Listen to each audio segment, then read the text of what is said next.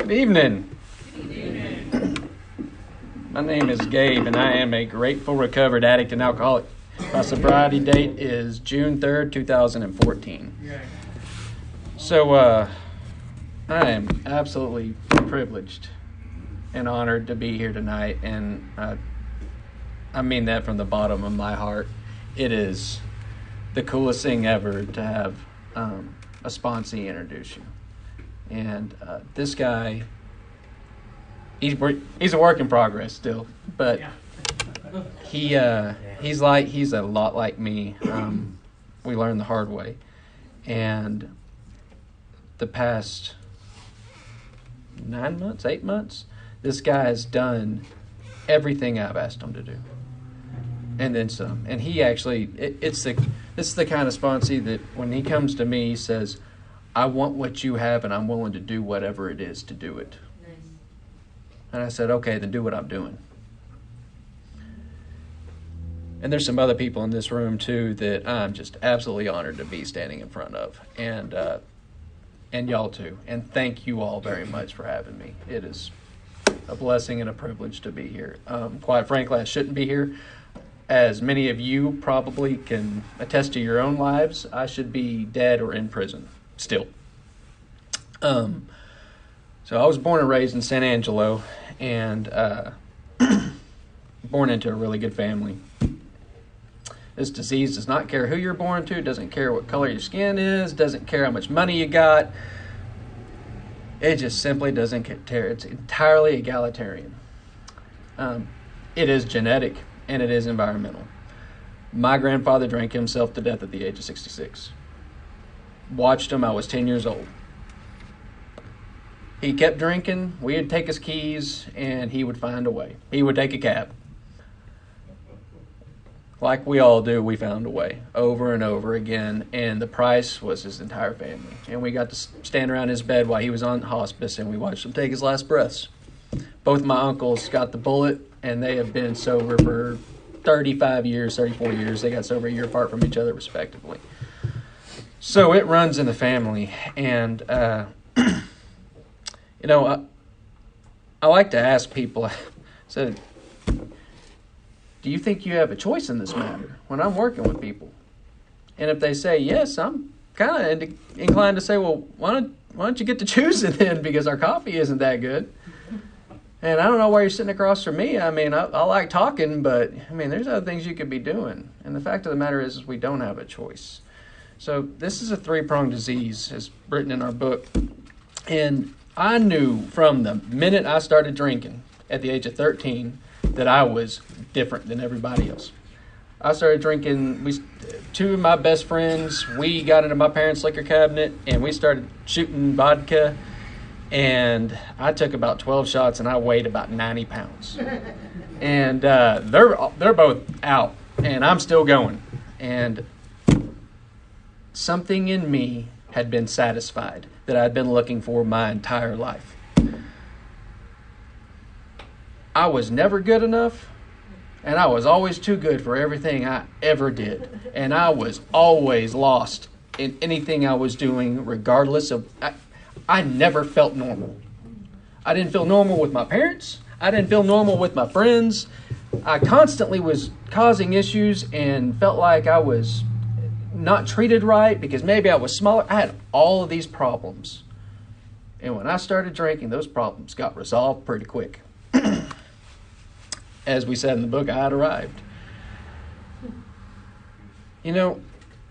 I did this, and we started drinking every weekend, and then in high school, we drank. I mean, we put the movie Dazed and Confused. We made those guys look like saints, so we thought. And what I started quickly realizing was I drink until I'm in a blackout drunk. Either I'm going to pass out, or a police officer is going to arrest me, or a fist is going to knock me out. That's usually the three ways that I ended up stopping my alcohol consumption. And I would make a fool of myself, and I would do all these things, and then I would go back and I would do it again. Because, see, we've got this physical allergy that we don't drink and drug like the rest of the people do.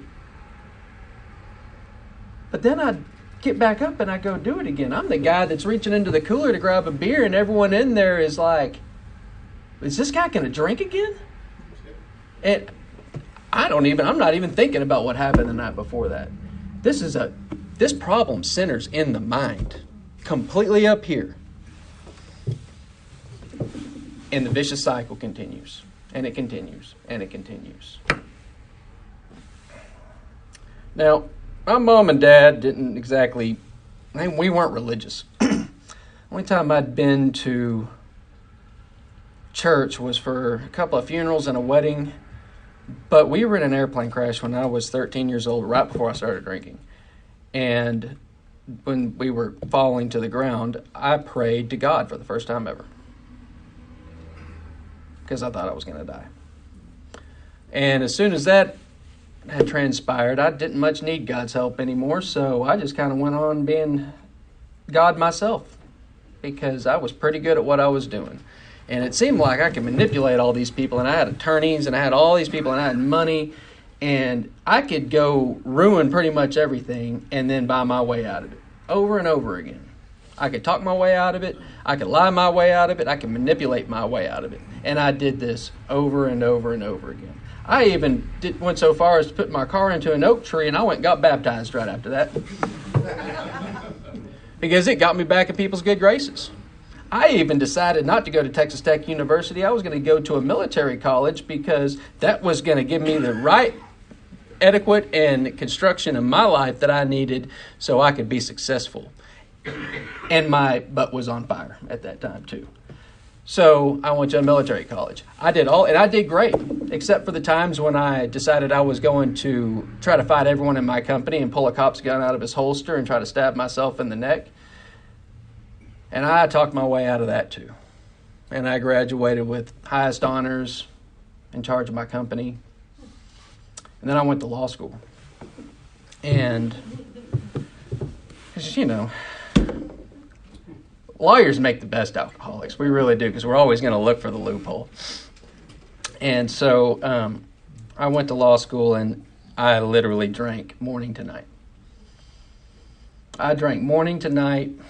And I was taking Adderall during this time, not because I was prescribed to it, because I needed to stay awake and focused. And then I would drink myself into a blackout every single night, and I would do this all over again. And I would go in and take my final exams, and I would take a flask with me. I'd go take 6 or 7 shots of tequila before I walked in there to level out, and I would drink in the middle of that test too.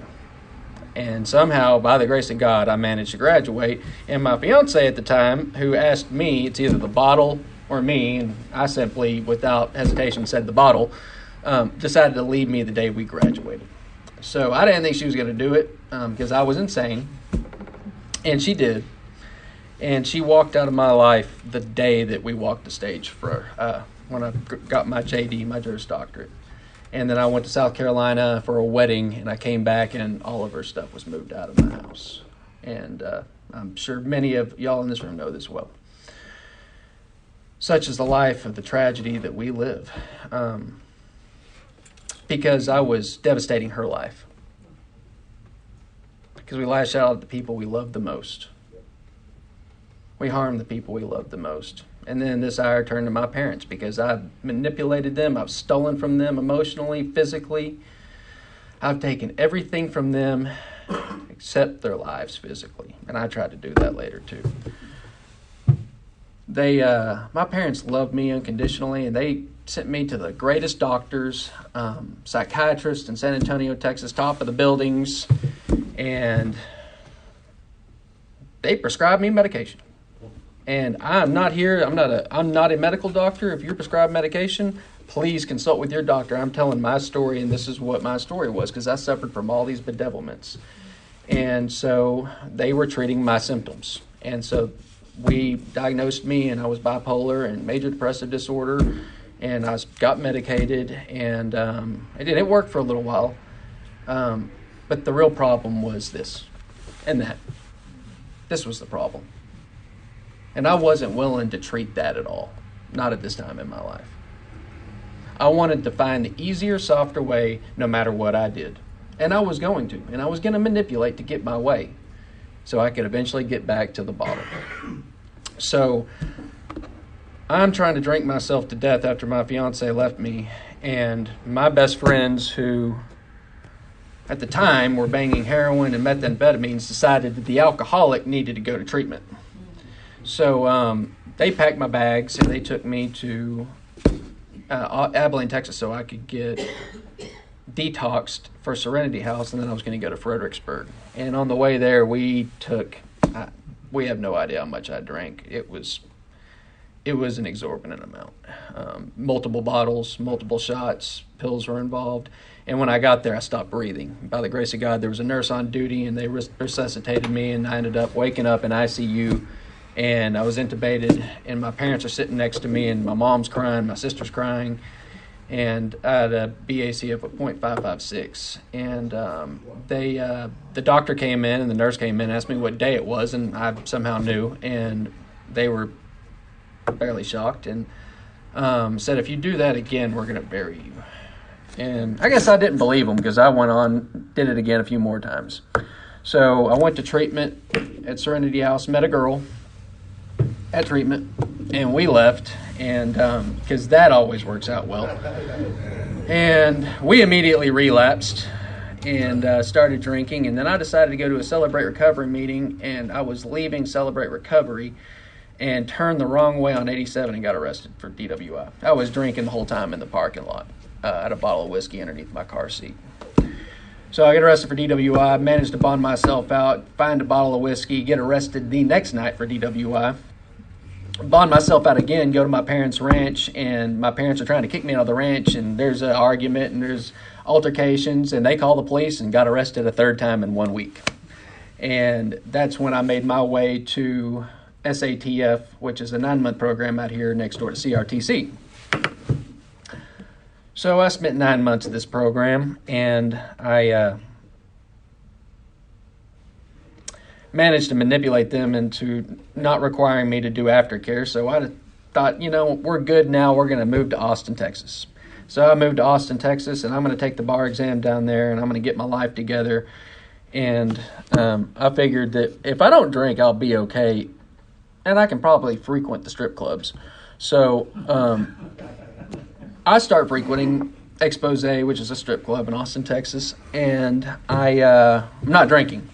So this is perfectly rational. I want to stay sober, and this is going to work out fine. I just need some release, and no one goes to the strip club on Sunday mornings, so I have the place to myself. Well, I meet a girl that I had actually met before in my life, and we recognized each other. She worked there, and she said, do I know you from somewhere? And we kind of started exchanging pleasantries. Turned out she was in South Carolina, in Charleston, when I was there at a similar establishment. And so we bonded, and then we decided to have a sort of a business relationship of sorts.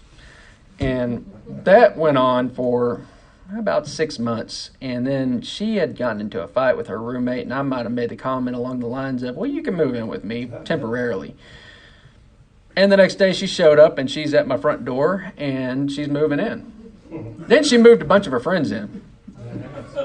And I lived about 800 feet away from Bedichek Middle School, so I'm within 1,000 feet. And my sponsor at the time, and by this time I've relapsed, by the way. I started doing cocaine with her, and then the alcohol followed soon after. And my sponsor goes, Gabe, you're going to be arrested. They're going to raid your house with a SWAT team for running a brothel. So you probably need to put an end to this. So I did. I tried. And I kicked my quasi-girlfriend out and her friends. And she called the police and told them that I was suicidal. And then I had another one of her friends call the police and say that I was suicidal. And at this time, I'm drinking into blackout drunks again. And I had 2 handles of Scotch whiskey. And I may not have said to somebody, I just want to drink myself to death. Well, they use that against me. And so I hear my name come over an intercom. And so at this time, there's a whole lot of DWIs, y'all. So I'd been arrested for a DWI, and I'm on bond, and I'd wrecked my car in this DWI again. So I'm carless, I'm riding the bus, and I'm on bond. And as you know, I'm not supposed to drink on bond. So I hear my name come over the intercom, and I go look through my curtains, and there are 3 police cars sitting in my cul-de-sac facing me. I thought, well, this is kind of a strange way to come arrest a fella for bond violation, but okay. So I'm not going to answer the door. I'm not going to let them in. So I just shut the curtains and grab my dogs, and I go to my bedroom. And I finish my scotch, and I pass out. What I didn't know was that there is a 7-hour-long standoff going on outside, and they have evacuated the entire cul-de-sac. And the bomb squad is there. 2 SWAT teams are there. My parents are driving in from San Angelo. My best friends that live in Austin are there, and they're trying to explain to them, please let us in. We've got a key to his house. We're going to unlock the door. He's passed out in his bed. Well, the story goes like this. They had called and said that I was suicidal and had a firearm in the house. All my firearms were here in West Texas. They didn't know that. At the same time, there were shots fired in my neighborhood. So they just assumed that it was me, and it was really bad timing, or as I like to call it, it was God's timing. And so I'm passed out in my bed, and I come to, and there is dust everywhere. And I look down, and there's a robot standing next to me, and it's talking, and it's telling me to come out with my hands in the air. So, have you ever woken up to a talking robot? First, you're probably going to ask what year it is, but second, I'm going to do what the robot says. Okay, this has gone far enough. Gotcha. I'm going to follow you out. And so it told me to come out with my hands in the air. There was one problem. I was pretty intoxicated. So I'm trying to comply, and I get halfway outside, and I pass out on my couch. And so that was non-compliance, and so they blew all my windows out and blew down my doors. And the robot had already blown my front door down to get in there with C4. And the SWAT teams hit me from the back door and the front door and drugged me through glass and gravel and tore my feet up, broke a couple of ribs, and I ended up back in the ER, and my parents are back there with me, and they're as proud as ever of their son. And the negotiators asked them to leave, and they left, and they said, look, we might have overreacted. I'm like, well, you think? But we said, well, there were shots fired in the neighborhood, but we let your friends come in and get your dogs. I asked if my dogs were alive. They said yes. And guys, at that point, I wanted nothing more but another drink. So I was going to find the easiest, fastest way to the bottle. And that was to go to 3 days at a psychiatric ward and get cleared by the doctor to say that I'm not suicidal, and then I would be released. And they weren't going to tell the judge about the alcohol because they had a little faux pas and they're in too. And so it was, we're just going to let bygones be bygones. And this is what happens when I'm an alcoholic. And I'm still blaming them because none of this would have happened if I hadn't have picked up the bottle. So I moved back in, and I was kind of persona non grata in my neighborhood, so I decided to move to East Austin because that's where an addict and an alcoholic needs to move. And I was introduced to crack cocaine, and I at the same time got another job at the state senate. And so I'm working at the state senate, and I'm drinking all day long, and I'm smoking crack in the senator's bathroom. And I remember, and I'm on probation, and my boss went to law school with my judge. And they're kind of intrigued at this whole thing because I keep blowing numbers and I keep violating my probation and I keep talking my way out of it. And I'm holding on. And I remember walking down the street back to the Capitol after I talked my way out of yet another violation of my probation. And I'm going, there's no way I can sustain this. I'm going to die. And at best, I'm going to get fired. And I remember thinking, maybe if I can just make it to the end of session, I could put myself in treatment. And so that was the plan, but I knew deep in my heart I wasn't going to. I knew that was not going to be the case. So I didn't. I got fired. I was asked to resign. And as soon as I resigned, my judge, who I was on probation for, issued a warrant for my arrest. And at this time, I decided to move my crack dealer into my house, and his name's Ice. And that's not his birth name. And him and his girlfriend are in my bedroom, sleeping in my bedroom, and I'm on the couch. And he's about 5 of me. He's a pretty big dude. And so I go in and I demand that they get out. And the way that worked out is he whipped my butt and put me on the ground and sat on me until the police got there. And then they arrested me again for assault, which I don't know how that happened, but for violation of my probation. And so I go to jail, and I turned 30 years old in Del Valle in Austin, Texas. And when I was in there, I made a promise to myself I was going to do whatever it took to get sober. I was tired of this, and my parents are crying, and I'm putting them through absolute hell. And I was committed, so I thought.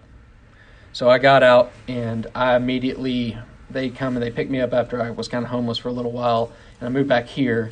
And my parents live on a ranch out by Grape Creek, Texas, and I am spending 2 weeks with my mom and 2 weeks with my uncle, because my parents at the time are living in New Mexico because my dad took a job there. So I'm supposed to kind of take care of the ranch while I'm trying to get my life together and go take the bar exam and live happily ever after, and this is not happening. And I was constantly coming to meetings at Midtown and here, and I would run to the liquor store when they would drop me off, and I would drink my fill, and I would pass out in the parking lots. And I would drink all the cooking sherry at the ranch. I drank all the Listerine. I drank the rubbing alcohol.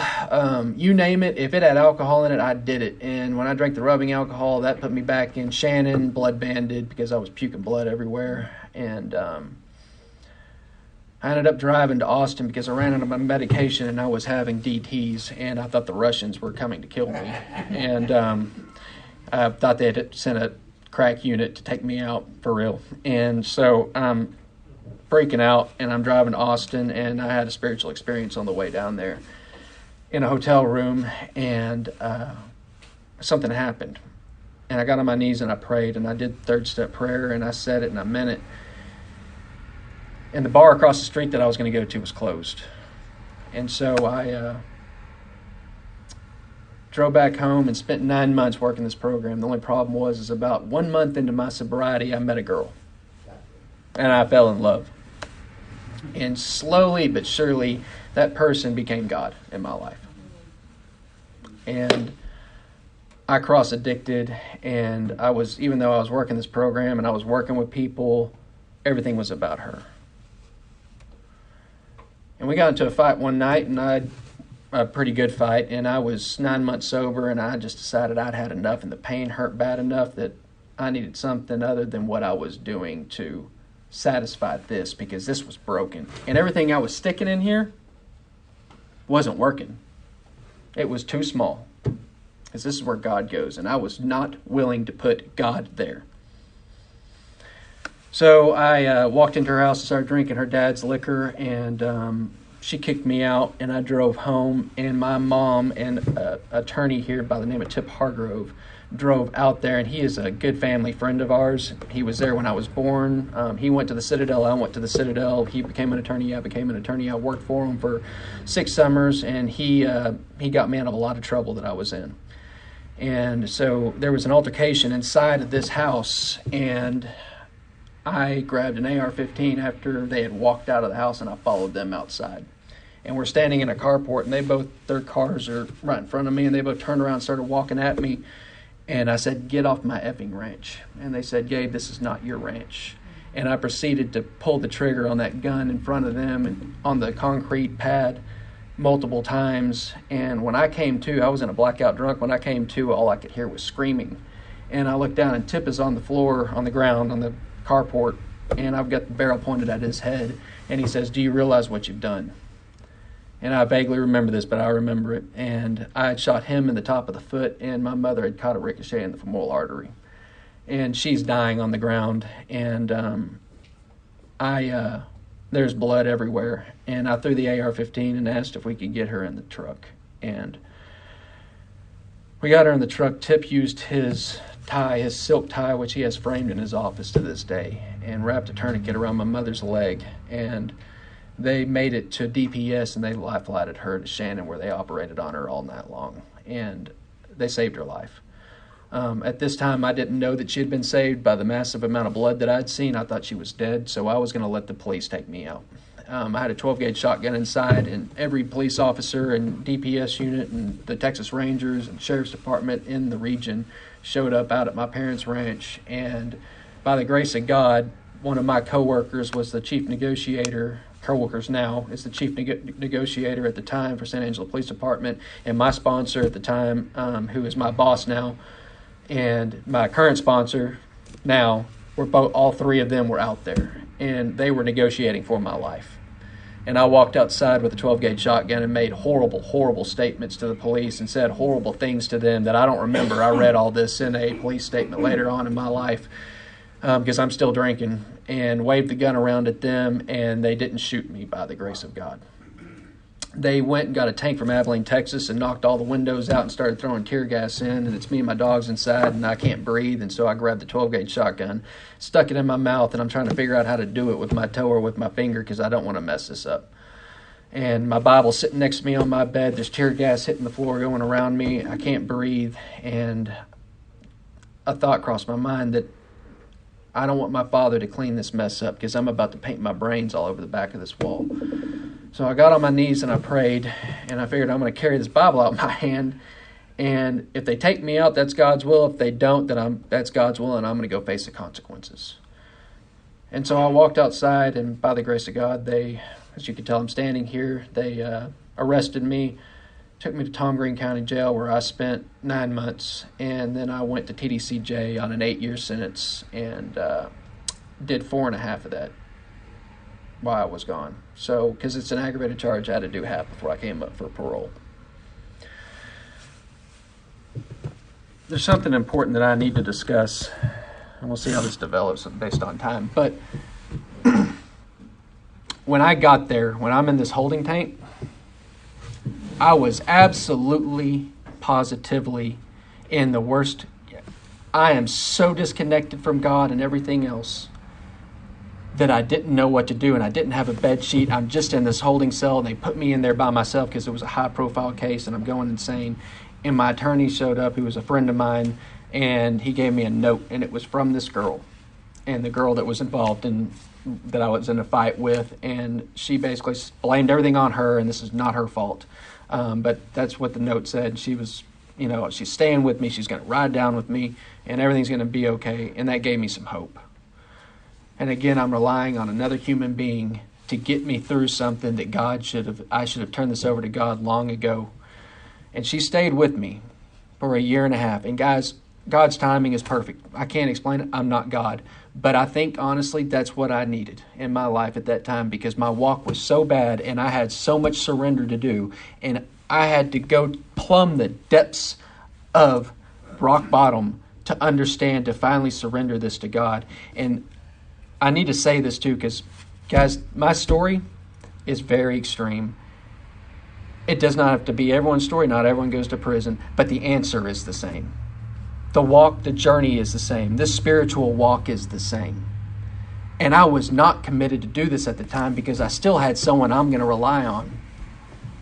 But at that time, I got jumped while I was in Tom Green County Jail before I went to prison. And all these things are happening. And I'm reading my big book and other spiritual texts. And I'm trying to let go. And every single night I call this person. And every single morning I call this person. And she was by default, my God, still. And if we had a bad conversation, I had a bad day in jail, in prison. By the grace of God, I got moved to Beaumont, Texas, and everyone asked, why did they send you out? Did you make someone mad? And because that's 8.5 hours away from San Angelo. I didn't.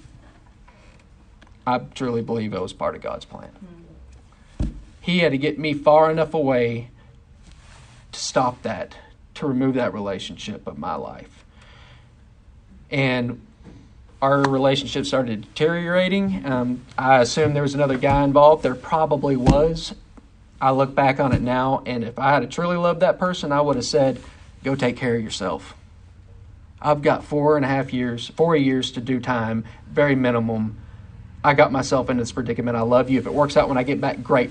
Go do what you're going to do. Instead, I'm trying to control this person on a phone behind barbed wire, 8.5 hours away in Beaumont, Texas, and I'm screaming like a real lunatic into it. And I would hang up the phone, and there were some cats sitting behind me that are in this program and strong followers of God. And they said, hey, man, why don't you come sit down? You need some freedom because you don't have any. So I went and sat down with these guys, and they said, when you get that letter that says that she doesn't want to have anything to do with you anymore, don't ever contact her again. And that was the first time I listened to anybody in my life. The very first time that I actually listened to somebody, and it changed my life. And I said, okay, because I was in so much pain at that time, and there were physical things wrong with me. I'd lost my voice. I was losing God, and I had made this human being God. I have ruined my family's relationships. I have destroyed the love that my parents had. I almost caused a divorce in my family. All of a sudden, when this person walked out and these guys started talking to me about God and they started walking me through this thing, we started getting down to roots and causes. We weren't treating symptoms anymore. I started looking deep in here, and I started to realize that there was a problem with this, and that's why all of this was happening, and this is why I didn't have any peace anymore.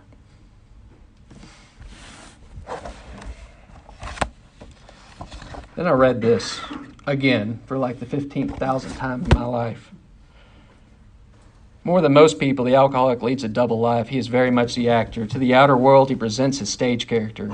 This is the one he likes his fellows to see. He wants to enjoy a certain reputation, but knows in his heart he doesn't deserve it.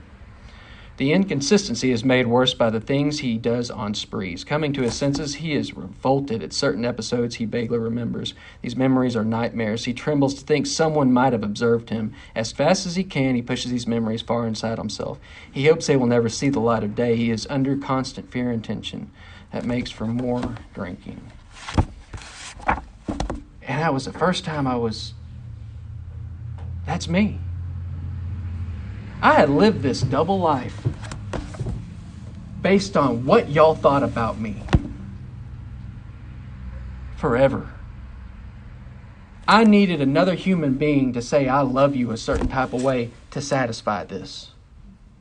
I have such a bad ego disorder that I gave everyone in this room and outside the keys to my life, and I let them drive.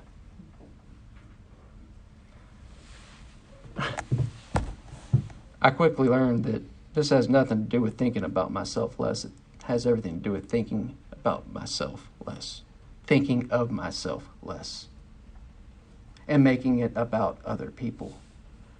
Because I'm so attached to my self-consciousness. I'm so focused on this, and I'm so concerned what other people think about me, that it drives me insane. And I was never okay with you. I was never okay with my parents. I was never okay with God. And I was never okay with me. And I couldn't look myself in the mirror ever and say that I loved you and meant it. Going back to this book, it says, an illness of this sort, as we have come to believe it, an illness involves those about us in a way no other human sickness can. If a person has cancer, all are sorry for him and no one is angry or hurt. But not so with the alcoholic illness, for with it there goes annihilation of all things worthwhile in life. It engulfs all whose life touch the sufferers. It brings misunderstanding, fierce resentment, financial insecurity, disgusted friends and employers, warped lives of blameless children, sad wives and parents. Anyone can increase the list. I was finally in a place, and I read something, and it was beat into my head by God sent people. On page 14, it is simple but not easy. A price has to be paid. It means the destruction of self-centeredness. And we must turn in all things to the Father of light who presides over us all. And these are drastic and revolutionary principles. They are. And until I was ready to commit to this thing, my life wasn't going to change. I read the third step prayer again and went, this is a sacrifice. And I'm at a point in my life where I'm ready to do it. Please, God, take everything. Take it. I don't want it anymore. That was a proper step one experience for me.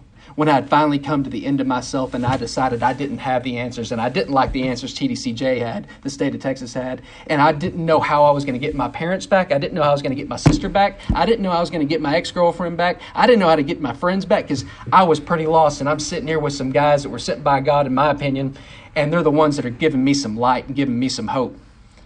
And all I knew to do was to listen to them and start working this program. And they said, "Gabe, are you done?" And I said, "Yes." And I meant it with all my heart. And I was broken, completely broken. And that is the most beautiful place on earth, is when you are at that point in your life and there is nothing left. It is supremely valuable to God because there is no value to us. There is nothing left to exploit. There is nothing that attracts us there. No one comes through these doors on a winning streak. I don't care why you're in here, whether you're getting a paper signed or whether your parents want you to be here, or your wife wants you to be here, or your husband wants you to be here. You're here because God wants you to be here, and there's hope in this room, and there are miracles in this room. And there were miracles sitting in front of me, and they said, "I don't know what God's going to do in your life, but if you walk this out, you're going to go on a journey, and you're going to get to see some miracles, and you're going to get to serve a purpose on the page atop of 77 to be of maximum service to God and the people about me." And that was something I craved all my life because I didn't know who I was, why I was. I was looking for why, and I never understood it. I was always looking to how and the what and treating symptoms. And I realized I never understood what my purpose in life was. And all of a sudden, these guys are talking to me, and I'm going, "You're speaking my language. God must have sent you. I want to be one of you. I want to give people hope because you're giving me hope." And I'm busting out into tears. And these guys took me, and we plumbed the depths of this, and they helped get me connected to this. And then I started working with people, and I walked through prison for 4.5 years, an absolute free man, and I never walked to a locked door. They said, any door you come to, we promise you it'll open, and they were absolutely correct. Guards, offenders, none alike. I walked with God and with this program and these steps, and it changed my life, and I look back upon that time as one of the greatest times of my life. I don't want to go back. But I look back on it with nostalgia. I look back on it and I go, that was the greatest time of my life because it was the time I learned to rely on God and God alone. It's when I found out who my identity was and who Gabe was. And I just started doing this, and I didn't have expectations about getting anybody back, about getting out of prison. My mom started talking to me a little bit more. We started talking on the phone over and over again. And then one day in 2015, I called home for Christmas. And I had no idea Tip and his wife were going to be at my parents' ranch. And they said, "Do you want to talk to Tip?" I had written them a letter apologizing. I had said thousands of sorries to people. I didn't know what else to do. So I just wrote the letter a couple of years before that, and just started walking this thing out and giving it to God and let Him take this mess. And I started talking to him, and he said, "Gabe, there is something different about you, and I don't know what it is, but for once in your life, it's not about you, and I want you to come home." On Christmas Day, and I busted down crying. My friends thought someone had died. And I finally understood what grace was, because I certainly didn't deserve any of that. Now, I had to do 4 years. Tip and my mother, I talked to my mom every single day after that. And I started working this program. And I got out of prison. And miracles just started happening. Over and over and over again. And I still don't have those expectations. And I still didn't have them. I just took one step in front of another and started working with people. And then I started to realize this is what's changing. Don Major calls it taking the next right stitch. That there is a tapestry that we can't see, but other people can see it. And one day we'll get to see it. People saw something different in me before I saw something different in me. I was just walking this thing out.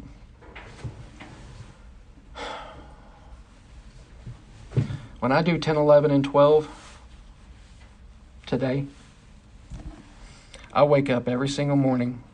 My routine has not changed since prison. I get on my knees and I pray. Because I figure if I was taught to clean myself physically, the people that saved my life told me I better clean myself spiritually too. I get on my knees and I pray for right guidance in the morning. and throughout my day when something comes up, because I'm still adjusting and I'm still human. And when I get outside and I start stepping on the toes of my fellows and they retaliate, when I start doing things that make me angry or sad or hurt, I pray. When I go to bed, I type my inventory out, my 11-step nightly inventory, and I send it to my sponsees, I send it to my sponsor, and I go through there, and that thing has saved me on multiple occasions because I sit there and I think about my day. Where was I resentful? Where was I afraid? Where was I angry? What did I pack into the stream of life? What corrections do I need to do?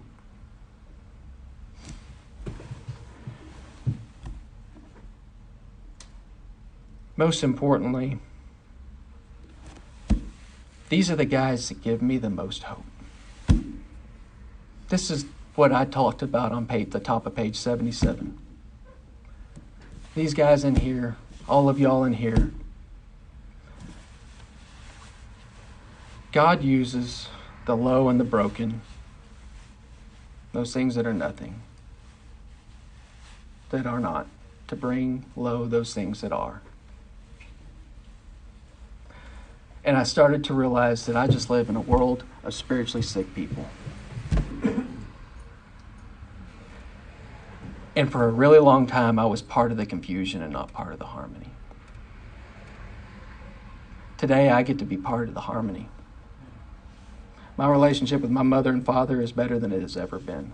I can sit in the presence of my parents and not expect anything, not want anything, not get mad when my dad is upset about something, because I used to all the time, and just love them and have a fantastic relationship with them. I can love all of y'all in this room. I can be okay in your presence. I can love this guy. I can love that guy. I can love you. I can finally love Gabe.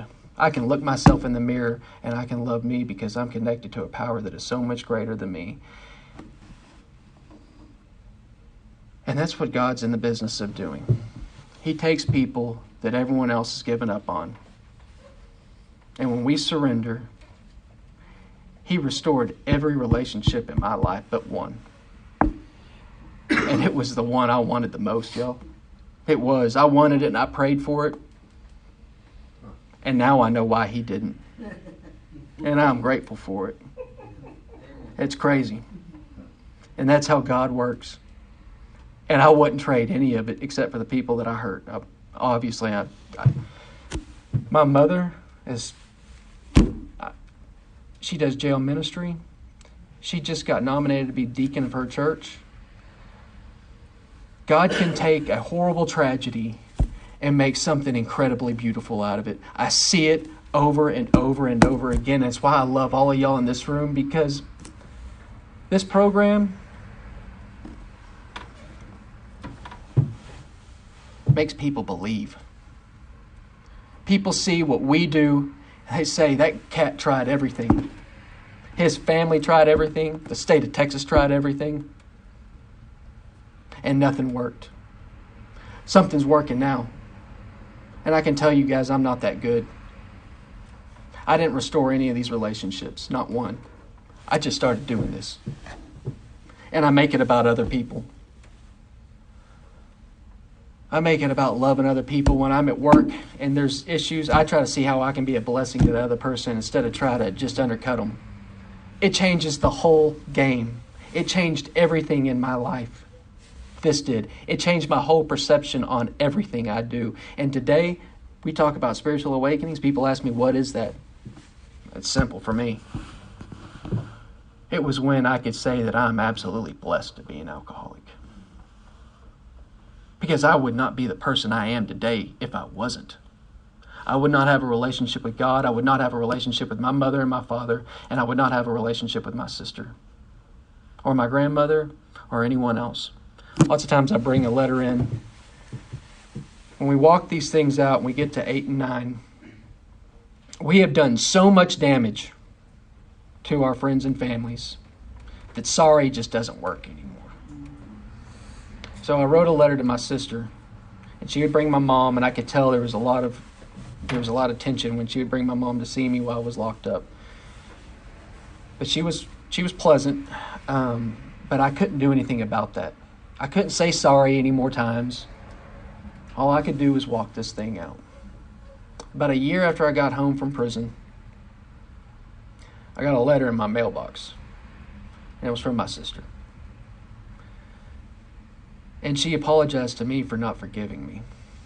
And then she told me that she loves me, and it's one of the most beautiful letters I've ever read in my entire life. And every single time I think about it and I read it, it brings me to tears.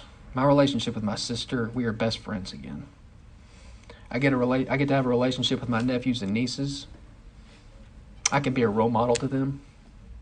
I work at a business where I get to oversee the compliance there, and my bosses they're my bosses, they're also my friends. The people that work there are my colleagues and my friends. That is all because of God and the miracle of this program. Because I'm a pretty selfish individual. And it takes a sacrifice. And until I was ready to make that sacrifice, nothing was going to change. And when I did, everything changed.